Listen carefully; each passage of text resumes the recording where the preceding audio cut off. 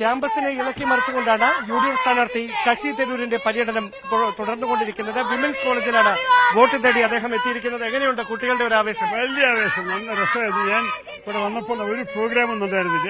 വെറുതെ ഇങ്ങനെ നടന്ന് ക്യാമ്പസ് പല കുട്ടികളെ കണ്ടു. 5-6 ഫിലോസഫി സ്റ്റുഡൻസ് അവരുടെ ടീച്ചറപ്പോൾ മരത്തിനടിയിൽ പഠിക്കുന്നുണ്ടായിരുന്നു. അവരോട് സംസാരിച്ചു. കെമിസ്ട്രി ഡിപ്പാർട്ട്മെന്റ് പോയി ലാബ് അസിസ്റ്റൻസോട് സംസാരിച്ചു. നമ്മുടെ ഫിസിക്സ് ഡിപ്പാർട്ട്മെന്റിൽ കയറി, ഒരു ക്ലാസ് റൂമിൽ കയറി, ഇംഗ്ലീഷ് ഡിപ്പാർട്ട്മെന്റ് അധ്യാപകരെ കണ്ടു. ഹോം സയൻസ് ഡിപ്പാർട്ട്മെന്റിലെ കുട്ടികൾ വരുന്നത് അവരോട് സംസാരിച്ചു. എല്ലാ ഡിപ്പാർട്ട്മെന്റ് മൊത്തത്തിൽ ഇവിടെ ആക്റ്റീവായ കുട്ടികളൊക്കെ ചിലവരും പരീക്ഷയ്ക്ക് തയ്യാറാണ്, വീട്ടിൽ പഠിച്ചുകൊണ്ടിരിക്കുകയാണ്. പക്ഷെ ഇവിടെയുള്ളവരെയും കാണാനുള്ള സാധ്യതയുണ്ടായിരുന്നത് മാത്രമല്ല, ചിലപ്പോൾ കുറച്ച് സംസാരിക്കാനും കൂടി സാധിച്ചു. അതിൽ ചില നല്ല അനുഭവം. ഇവിടെ ഒരു കുട്ടി ആ കുട്ടി സ്കൂളിൽ പഠിക്കുമ്പോൾ ഞാൻ ഇടുക്കിയിൽ ഒരു കുട്ടി ഒരു വലിയ വാക്ക് പഠിച്ചിട്ട് എന്നോട് പറയാൻ വേണ്ടി ആഗ്രഹിച്ചു. കോവിഡ് സമയത്ത് ഇന്റർനെറ്റിൽ സമ്പർക്കം ചെയ്തു. ഈ കുട്ടിക്ക് അതും ചെയ്യണം പറഞ്ഞാൽ അവരൊരു വാക്ക് പഠിച്ചു, പക്ഷെ എന്റെ ഒപ്പം സമ്പർക്കം ചെയ്യാൻ സാധിച്ചില്ല.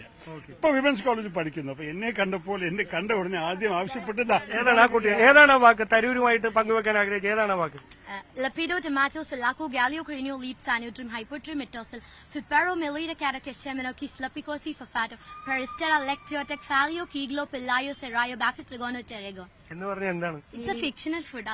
അതാണ് അതിന്റെ മീനിങ്. ഒരു ആഹാരമാണ്. പക്ഷെ എനിക്കെന്നെ അറിയാത്തൊരു വാക്കാണ്. അപ്പൊ ആ കുട്ടി എന്നെ പഠിപ്പിച്ചു ഒരു കാര്യം. പഠിപ്പിച്ചു പറഞ്ഞാൽ എനിക്ക് അവര് പറഞ്ഞാൽ മാത്രമേ കേൾക്കുള്ളൂ, അല്ലെങ്കിൽ കേൾക്കാത്ത വാക്കാണ്.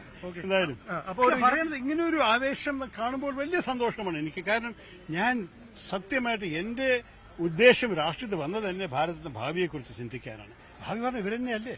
ഇവരല്ലേ ഇപ്പോൾ ഈ അടുത്ത വർഷങ്ങളിൽ അഡൽസ് ആയി കഴിഞ്ഞു. 18 വയസ്സ് കഴിഞ്ഞവരൊക്കെ അഡൽസ് ആയി കൂട്ടാം. പക്ഷെ അവര് ഇറങ്ങിയിട്ട് ഈ ഭാരതത്തിനകത്ത് പ്രവർത്തിക്കാനും ഭാരതത്തിന്റെ ഭാവിയിൽ ഇറങ്ങാനുള്ള അവര് വരുന്നത്.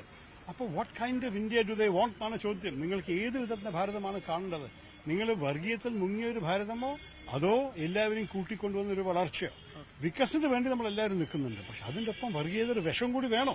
അത് വേണ്ടാന്ന് ചൂണ്ടിക്കാണിച്ചിട്ടാണ് ഞാൻ വന്നിരിക്കുന്നത്. അതിന് നല്ല റെസ്പോൺസ് കിട്ടിയില്ല. ഓക്കെ, വളരെയധികം നന്ദി. പ്രതികരിച്ചാണ് എല്ലാ ആശംസകളും. അത് യുവത്വത്തിന്റെ ഒരു പിന്തുണ ഉറപ്പാക്കിക്കൊണ്ടാണ് ശശി തരൂരിന്റെ തെരഞ്ഞെടുപ്പ് പ്രചാരണം തലസ്ഥാന നഗരിയിലെ ക്യാമ്പസുകൾ കേന്ദ്രീകരിച്ചുകൊണ്ട് പുരോഗമിക്കുന്നത്. ക്യാമറമാൻ ഹരികൃഷ്ണനൊപ്പം ഡാൻ കുര്യൻ, ന്യൂസ് 18.